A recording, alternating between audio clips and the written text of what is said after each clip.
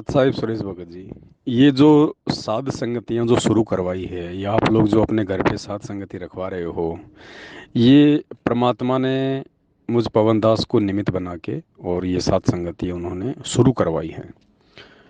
भगत जी, अगर गुरु जी के सत्संगों को ही संगत अगर ध्यान से सुनती तो 27 साल से परमात्मा चिल्ला चिल्ला के रह गए। किसी ने उनकी बात मानी? किसी ने समझा उनको? वे कौन हैं, क्यों आए हैं, क्या उनका मकसद है?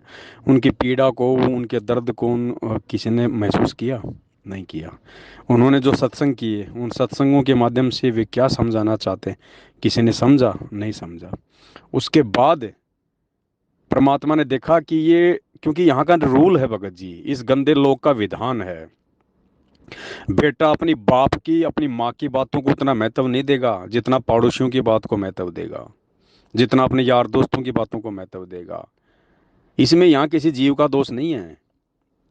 तो जब मैं माला खेड़ा साध संगति में आया था, आप कह रहे हो उससे पहले गुरु जी का सत्संग चल रहा था, कोई ध्यान से नहीं सुन रहा था, आपस में बात कर रहे थे, कोई बाथरूम करने के लिए दौड़ रहा था, कोई कैसे दौड़ रहा था।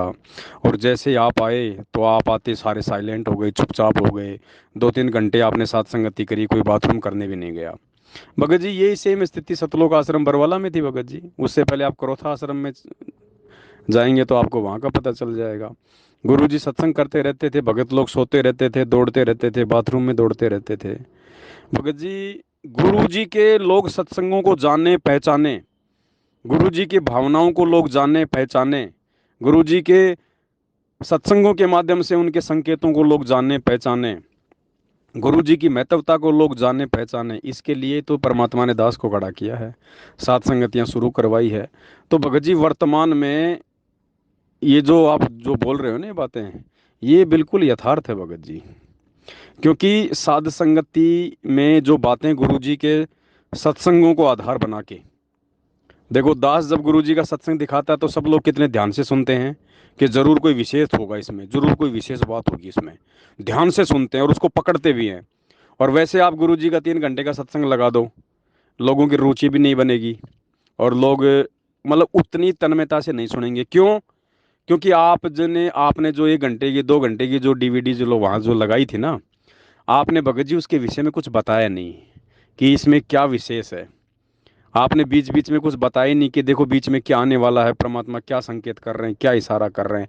आपने लोगों को सत्संग के ऊपर टारगेट नहीं किया, तो रुचि नहीं बनेगी भगत जी, जाहिर सी बात है।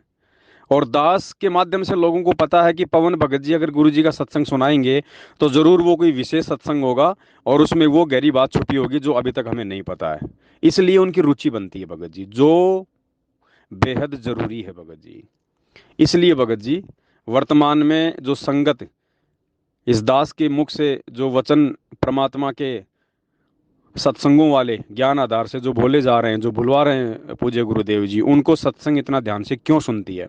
क्योंकि उससे उनको लगेगा कि वास्तव में गुरु जी के सत्संगों में जो बातें हमारे को किसी अन्य के द्वारा नहीं बताई जा रही हैं कि इस सत्संग में क्या विशेष है, वो बातें हमें पवन भाई के माध्यम से मालूम पड़ेगी। इसलिए वो ध्यान से सुनते हैं, जो जरूरी है।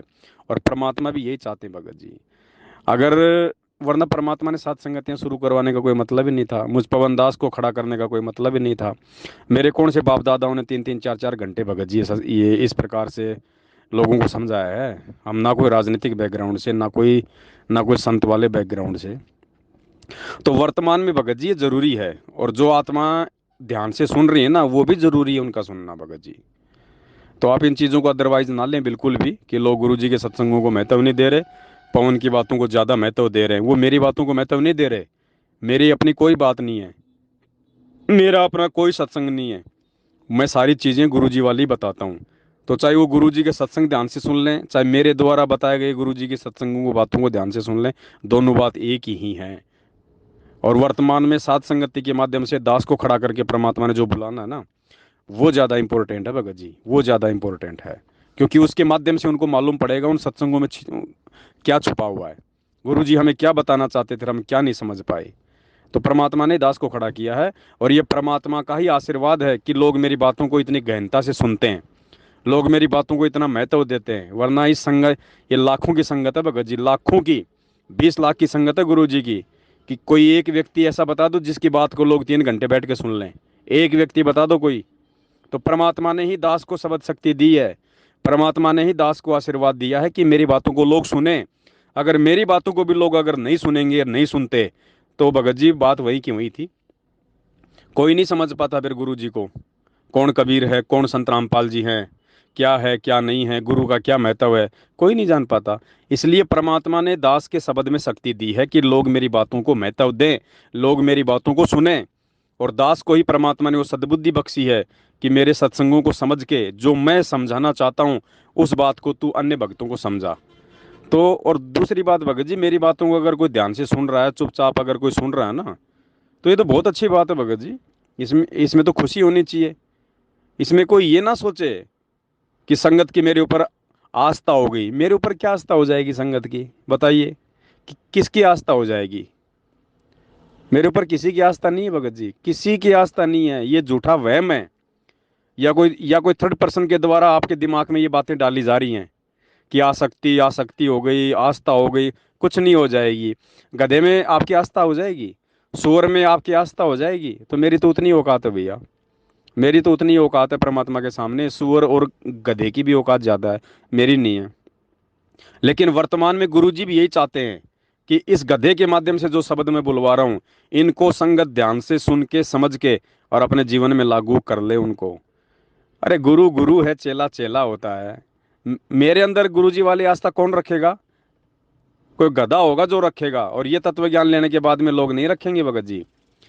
तो ये हमारे अंदर इस प्रकार के जो विचार आ रहे हैं ना भगत जी, ये नहीं आने चाहिए। और गुरुजी के सत्संग आप सुन के दिखा दो मेरे को 3 घंटे। आप संगत के लिए कह रहे हो कि संगत गुरुजी के सत्संग ध्यान से नहीं सुन रही थी।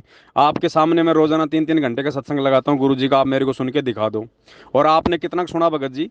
जब दास आया, जब आप हाथ में मोबाइल लेके लाइव बना रहे थे, आप कौन सा वहाँ पे सत्संग सुन रहे थे, बताइए मुझे।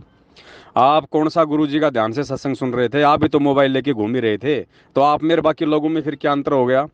तो इस समय भगत जी चाहे कोई जी क्यों ना हो, गुरु जी के सत्संग उतने ध्यान से आधा घंटा भी नहीं सुन पाएगा, नहीं सुन पाएगा वो। क्योंकि वर्तमान में भक्तों को चाहिए मसाला। वर्तमान में भक्तों को कोई ऐसी चीज चाहिए जो जो जो उसमें रुचि पैदा करे, जो एक मतलब जो एक आश्चर्य पैदा कर दे, उनके दिमाग को मतलब खींच के रख दे कि आगे क्या है, आगे क्या है, उस सत्संग का भेद क्या है, आ, आज कौन सी नई बात बताई जाएगी। भाई इसीलिए सात संगतियां रखवाई है परमात्मा ने, आत्माओं का ध्यान आकर्षित करवाने के लिए। और पवनदास सत्संग करता है तो आसाराम या राधा स्वामी के नहीं करता, संत रामपाल जी के ही करता है। तो चाहे मेरी बात को ध्यान से सुन लो, चाहे गुरु जी के सत्संगों को ध्यान से सुन लो, बात एक ही है भगत जी। तो ये मन में जो ये खरपतवार आ रहे हैं ना इस प्रकार के, ये या तो किसी थर्ड पर्सन के द्वारा आपके अंदर पैदा किए जा रहे हैं, तो वो भी ठीक नहीं है।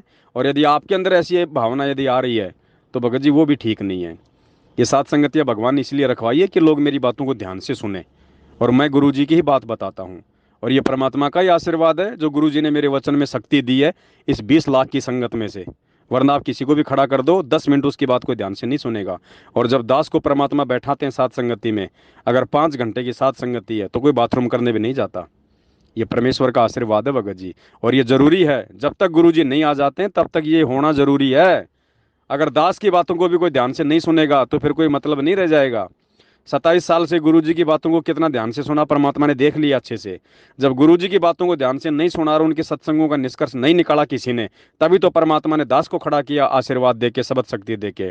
और अब आप लोग चाहते हो कि मेरी भी कोई बात ना सुने, तो फिर तो वो की वो बात हो जाएगी, फिर फायदा क्या फिर सात संगति का। तो आस्था किसी की नहीं होने वाली भगत जी, किसी की आस्था नहीं होने वाली। गुरु सबका संत रामपाल जी महाराज जी है और वे ही रहेंगे।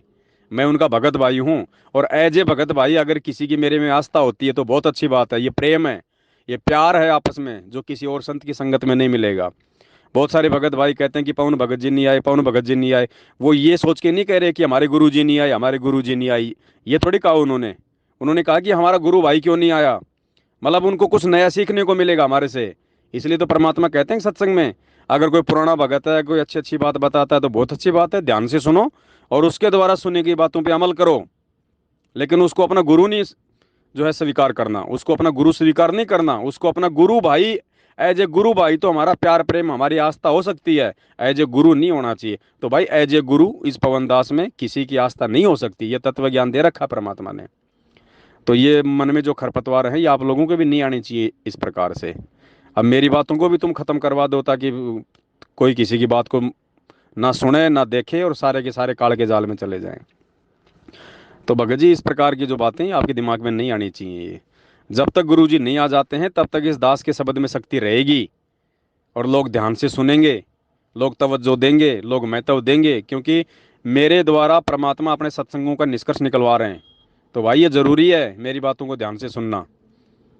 इस समय आधे घंटा मुझे कोई बिरला सुन के दिखा दो कोई सत्संग गुरु जी का बैठ के शांति से, मन में 20 प्रकार की विचारधारा उठने लग जाएंगी। मालिक को क्या मालूम नहीं था इस बात का? सब पता है उस परमात्मा को, इसलिए परमात्मा ने दास को खड़ा किया है। सत साहिब जय हो बंदी छोड़ के। अब पुण्यात्माओं एक एक पॉइंट पर बहुत गहराई सोचना है। अब कोई भक्त ज्ञान सुना रहा है, बहुत अच्छी बात है, उसके द्वारा सुने ज्ञान पर अमल करे और उससे कहे भाई मुझे भी गुरुदेव के पास ले चलो, मेरा कल्याण करा दो। और आपने नाम ले रखा है और फिर कोई चर्चा चलती है, ऐसी कोई बात नहीं, फिर भी सुनो। और कोई पुराना भक्त है वो अच्छी अच्छी बातें बताएगा तो बहुत अच्छी बात है, गदगद हो जाओ कि मेरे गुरुजी ने कितना अच्छा ज्ञान दिया हुआ इस बच्चे को, भाई को, बहन को। और ये सब गुरुजी का ही दिया हुआ ज्ञान है, इसका नहीं है।